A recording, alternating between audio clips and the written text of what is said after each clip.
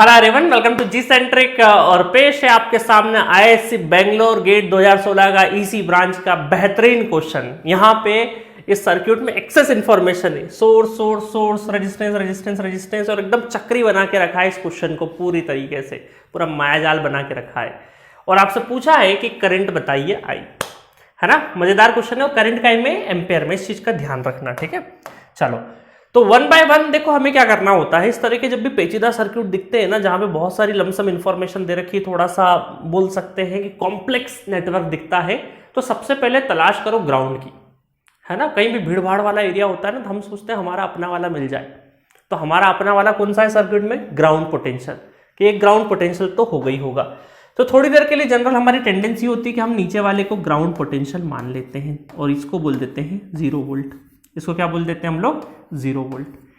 अब देखो ये कंसिडर करने से क्या क्या हुआ, मुझे ऐसा लग रहा है कि ये भी 0 वोल्ट है, ये भी 0 वोल्ट है ना, ये भी 0 वोल्ट हो गया, इधर ये भी 0 वोल्ट हो गया, सब सेम पोटेंशियल पे, पूरा का पूरा क्या है? सेम पोटेंशियल है। ये भी 0 वोल्ट हो गया, मतलब ये सब ग्राउंड, ये एक ही पोटेंशियल है, ये एक ही ग्राउंड है। अलग अलग ग्राउंड नहीं बोलोगे सर के 4 5 6 ग्राउंड बना दिए, नहीं नहीं, ये सब एक ही पोटेंशियल पे है, ये सब एक ही ग्राउंड अवेलेबल है। इसको तार इसको लंबा कर दिया बस, ठीक है। चलो अब एक चीज तो और पता चल गई हमें कि ये अगर 0 वोल्ट है तो यहां का वोल्टेज हम बड़े आराम से पता लग सकते हैं 8 वोल्ट है, और ये भी वोल्ट क्या रहेगा? एक ही पोटेंशियल, इसका मतलब ये 8 वोल्ट हो गया। 8 वोल्ट ये पता लगा सकते, बिल्कुल पता लगा सकते अगर ये 0 है तो, ठीक है। अब देखो ये करंट आपको फाइंड आउट करना है। अगर किसी तरीके से यहां पे करंट आपको पता लग जाए और यहां पे करंट पता लग जाए, तो यहां पे हम केसीएल लगा देंगे, यहां पे केसीएल लगा देंगे। या फिर आप बोलेंगे कि सर वहां पे क्यों लगाना, इधर लेके आओ। अगर आपको यहां पे ये करंट पता लग जाए, ये करंट पता लग जाए, तो यही आई करंट यहां से आ रहा है, तो यहां भी केसीएल लगा सकते हो। आपकी श्रद्धा भक्ति, कहीं पर भी केसीएल लगा दो, बट है ना, कहीं पे भी केसीएल लगा दो, हो जाएगा काम। बट कहीं पर केसीएल लगा देंगे आंसर थोड़ी आएगा, क्योंकि सारे करंट हमें पता नहीं है। अब देखो, चाहे केसीएल आप इधर लगाओ चाहे उधर लगाओ, यहां लगाओ चाहे यहां पे लगाओ, आपको किसी भी तरीके से ये पोटेंशियल तो निकालना पड़ेगा, क्योंकि ये पोटेंशियल लगे पता चलेगा तभी ये करंट पता लग सकता है, ये वोल्टेज पता लगेगा तभी ये करंट पता लग सकता है। तो ये इस ब्रांच में करंट या इस ब्रांच में करंट पता लगाना है, तो आपको ये वोल्टेज तो जरूर चाहिएगा, ये वोल्टेज तो जरूर चाहिएगा। अब इस वोल्टेज के लिए क्या करें? पहले तो हम क्या करते हैं, एक वोल्टेज V कंसिडर कर देते हैं, है ना, V कंसिडर कर देते हैं। बहुत सारे स्टूडेंट ये गलती करते हैं कि इस नोड का वोल्टेज यही 8 वोल्ट मान लेते हैं। नहीं, अगर ये 1 ओम का रेजिस्टेंस नहीं होता ना, तब आप मान लेते। जैसे हमने यहां से माना कि नहीं 0 वोल्ट और कुछ भी नहीं था, सिर्फ बैटरी थी, तो हमने डायरेक्टली मान लिया। ये 1 ओम का रेजिस्टेंस है, इस वजह से हम इसको डायरेक्टली 8 वोल्ट यहां नहीं मान सकते। ये ऑलरेडी मैं फुल कोर्सेस वगैरह में बहुत डिटेल वर्जन में बता रखा हूं। तो अब सिंपली क्या करना है, आपको ये नोड वोल्टेज निकालना है। अच्छा, V वोल्टेज अगर निकल गया तो देखो काम आसान बन गया कि नहीं, ये करंट पता लग जाएगा, बिल्कुल पता लग जाएगा। सर ये करंट कैसे पता लगाएंगे? ये करंट भी आसानी से पता लग जाएगा, क्योंकि आपको जैसे ये V पता चला तो इस ब्रांच में भी करंट पता लग जाएगा। और इधर तो करंट देखो, करंट सोर्स, जिस ब्रांच में करंट सोर्स है तो वो करंट वहीं फ्लो होता है। 1 एम्पेयर इधर जा रहा है, ये करंट, ये वोल्टेज पता लगते से यहाँ का करंट पता लग जाएगा। ये करंट निकाल लेंगे, ये निकाल लेंगे, दोनों कैलकुलेट करके केसीएल लगा देंगे। दैट्स ऑल मिलोट, है ना। ऐसे ही करते हैं, मूवीज में ऐसे ही देखते हैं बड़ी सी स्पीच बोल के बोलते केस समाप्त हो गया। अब रंगीला रुस्तम देख रहे दोनों कि सर हो क्या रहा है, हो क्या रहा है। रुस्तम ने थोड़ा सा दिमाग लगा लिया कि सर डायरेक्टली नोडल लगाइए, काम करिए और काम हो जाएगा।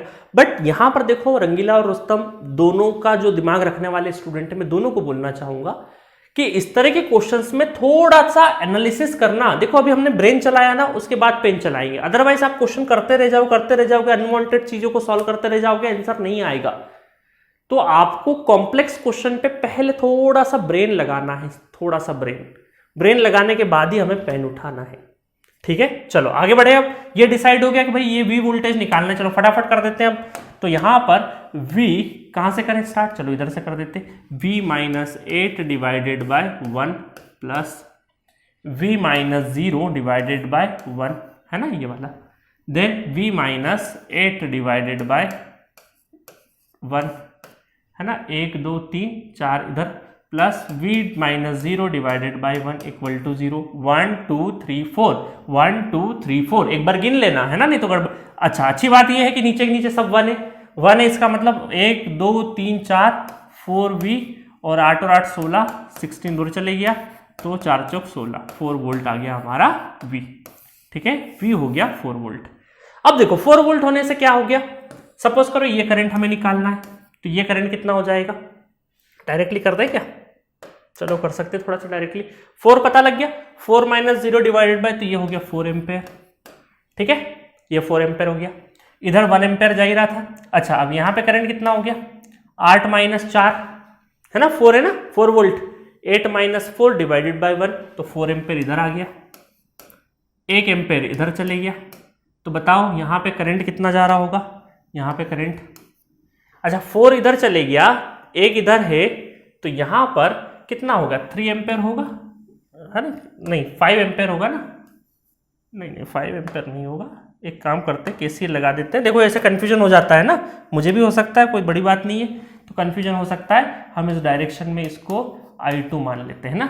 तो इनकमिंग कितना है हमारा, इनकमिंग कुछ भी नहीं, सब आउटगोइंग है, 1 plus 4 plus I2 equal to 0। तो I2 कितना हो गया, माइनस 5 एम्पेयर हो गया, माइनस 5 एम्पेयर हो गया है ना। देखो अभी डायरेक्टली करने में कई बार गड़बड़ हो सकती है, जैसे अभी मुझसे हो सकती थी, तो हमने क्या किया, एक केसीएल लगा लो। ठीक है, चलो कर लिया, तो I2 कितना आया, माइनस 5 एम्पेयर, इसको लिखे रहने दो। अब देखो यहाँ पर केसीएल लगाएंगे कि हमें क्या निकालना है, I निकालना है, तो केसीएल एट ए, तो इनकमिंग कितना है 4, इनकमिंग और कितना है I2 भी इनकमिंग, क्योंकि इनकमिंग के इस डायरेक्शन में हमने I2 फाइंड आउट किया ना। देखो तो अभी यहाँ पे केसीएल लिखते टाइम पे ये इनकमिंग ही है। अब वो बात अलग है कि माइनस होगा तो साइन पलट जाएगा, बट अभी मत करना, एज इट इज लिखो है ना। और फिर आउटगोइंग कितना है, I करंट आउटगोइंग है, मतलब इसको स्मॉल लिख लो क्योंकि वही पूछा है हमसे। अब I2 की जगह यहाँ रख दोगे माइनस 5, तो कितना हो जाएगा, 4 माइनस 5 इक्वल टू I, तो I हो गया minus 1 ampere is the correct answer for this question. देखो एक स्टेप, 2 स्टेप, 2-3 स्टेप का ही आंसर था। ठीक है, अब कई सारे स्टूडेंट सोचेंगे कि सर हम तो डायरेक्शन ऐसे ले ले, वैसे लेके कर लो, वैसे लेके कर लोगे तो आपको पॉजिटिव मिलेगा सारा चीज है ना, वैसे करोगे तो चारों पास प्लस 5 मिल जाएगा। ठीक है, प्लस 5 मिल जाएगा तो फिर यहाँ से वो सारी चीजें उस तरीके से चल जाएगी, केसीएल लिखोगे। कई सारे स्टूडेंट सोचेंगे सर हम यहाँ पता लगा ले, यहाँ पता लगा ले, फिर यहाँ पता लगा ले, फिर यहाँ केसीएल लगा लो, अपना ही है क्वेश्चन, जितनी बार लगाओ उतनी बार लगाओ, बट आंसर सही आना है। क्वेश्चन लिखते टाइम पे कुछ एरो के डायरेक्शंस लिखते टाइम पे गड़बड़ मत कर देना। कई बार स्टूडेंट क्या करता है ना, कंप्यूटर पोर्टल से अपने वो स्क्रिबल पैड मिलता है, उसमें जब क्वेश्चन नोट डाउन करते टाइम पे कई सारे रेजिस्टेंस या कई सारे करंट के डायरेक्शन गायब कर देते हैं, और फिर दिमाग लगाते रहते हैं कि आंसर क्यों नहीं आ रहा है, आंसर क्यों नहीं है। कई बार क्या होता है स्टूडेंट कि सपोज करो ये 8 वोल्ट की बैटरी है, करंट है, तो कई बार एक वोल्ट वी बैटरी लगा दी और उसकी वैल्यू लिखी नहीं, जबकि वैल्यू गिवन है क्वेश्चन में, और सर खुजाल रहे बहुत देर से लगे क्वेश्चन ही नहीं बन रहा, फिर देखते अरे मैंने एक डेटा तो उतारा ही नहीं। तो कई बार ऐसी गड़बड़ हो जाती है कि आप क्वेश्चन को ही ढंग से नोट डाउन नहीं करते हो, और चूंकि अब तो क्या है ये पीडीएफ नोट्स वगैरह बड़ी आसानी से मिल जाते हैं, तो आप बहुत सारे स्टूडेंट में देखता हूँ कि नोट्स बनाने में थोड़ी आलसी करते हो।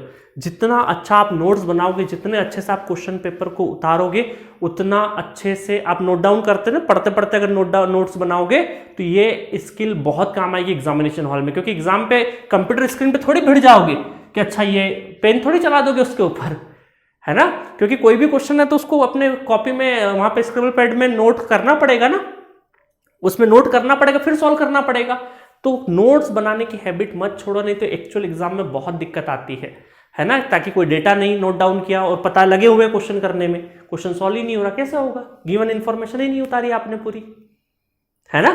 तो ये सारी बातों का ध्यान रखना है। सीरीज इसीलिए IIT माइंडसेट इसीलिए सीरीज है कि भाई बहुत सारे स्टूडेंट जहाँ पे कंफ्यूज होता है IIT क्या सोचता है, उसके पीछे कहाँ गड़बड़ होने के चांसेस थे, वो सारी चीजें इसी सीरीज में हम कवर करा रहे हैं। ठीक है, तो कॉम्प्लेक्स नेटवर्क था। IIT क्या ये सोच रहा था कि भाई ग्राउंड को किस तरीके से आप यूज करते हो, केसीएल किस तरीके से यूज करते हो, और माइनस में कई बार आंसर आता है ना, तो स्टूडेंट थोड़ा सा डाउटफुल होते हैं कि यार माइनस आया तो सही आया कि नहीं आया।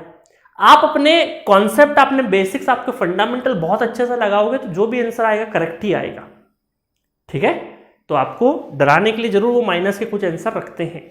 चलो एनीवेज, तो फुल कोर्स पढ़ना है आपको तो जाइए जी सेंटर के एप्लीकेशन पे डाउनलोड करिए। 299 में पूरे साल भर के लिए नेटवर्क थ्योरी मिल जाएगा, जिसके अंदर 188 लेक्चर में 450 प्लस क्वेश्चन है। बहुत अमेजिंग कंटेंट है। इवन क्रैश कोर्स के 150 क्वेश्चन आउटस्टैंडिंग क्वेश्चंस करवा रखे हैं, जिससे पूरा रिवाइज हो जाएगा। पर पहले क्रैश कोर्स मत करने लगना, पहले फुल कोर्स पढ़ना फिर क्रैश कोर्स पढ़ना। पीडीएफ नोट्स भी है, बट मैंने अभी बताया नोट्स खुद से बनाना, ठीक है, ये सिर्फ रेफरेंस के लिए है। हालांकि पूरे नोट्स है बट रेफरेंस के लिए। चैट बॉक्स पे कोई भी डाउट आए वीडियो पढ़ते पढ़ते कि सर फलाने में ये डाउट आ रहा है, इसको कैसे सॉल्व किया है, ये स्टेप समझ में नहीं आ रही है, या ये वाले कॉन्सेप्ट में लिख के नहीं समझा पा रहे हो, तो माइक का ऑप्शन भी अवेलेबल है। माइक को प्रेस करना, अपना ऑडियो भेजना और साथ में मेंशन जरूर करना कौन सा सब्जेक्ट का डाउट है, ताकि टीम हमें डायरेक्ट फॉरवर्ड करती है और सेंट्रलाइज्ड चैट बॉक्स से हमारे रिप्लाई डायरेक्टली मिलेंगे आपको, ठीक है। तो इस तरीके से बहुत अच्छी व्यवस्था हमने बना रखी, इस व्यवस्था को सपोर्ट जरूर करिएगा। तो मिलेंगे नेक्स्ट लेक्चर में नेक्स्ट किसी इंटरेस्टिंग क्वेश्चंस के साथ। Okay, thank you.